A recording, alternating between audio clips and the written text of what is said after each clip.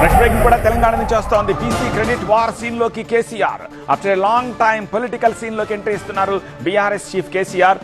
బడుగుల కోసం పిడిగిలి బిగిస్తామంటున్నారు. బీసీలకు 42% రిజర్వేషన్ కోసం గల్లీలోనే కాదు ఢిల్లీలో సైతం సమరానికి సై అంటున్నారు గులాబీ బాస్. బీఆర్ఎస్ కు బీసీలే బలమంటున్నారు గులాబీ నేతలు.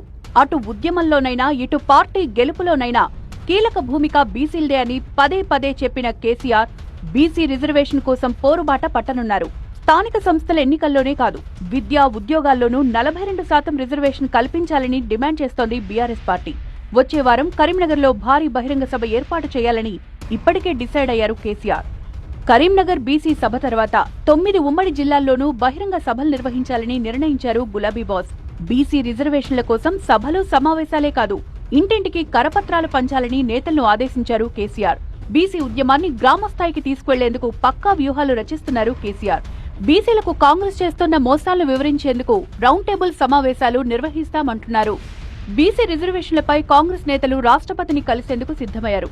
వాళ్లతో వెళ్తే క్రెడిట్ కాంగ్రెస్ పార్టీకి వెళ్తుందని భావించిన బీఆర్ఎస్ పార్టీ తరపున రాష్ట్రపతిని కలవాలని నిర్ణయించింది.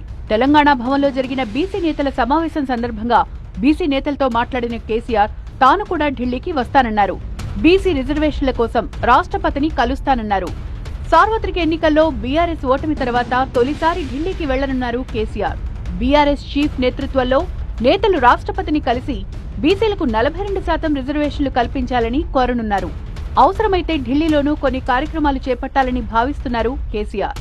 స్థానిక సంస్థల ఎన్నికలకు ముందు కేసీఆర్ పొలిటికల్ గా యాక్టివ్ అవ్వడం బీఆర్ఎస్ కార్యకర్తల్లో కొత్త జోష్ నింపనుంది.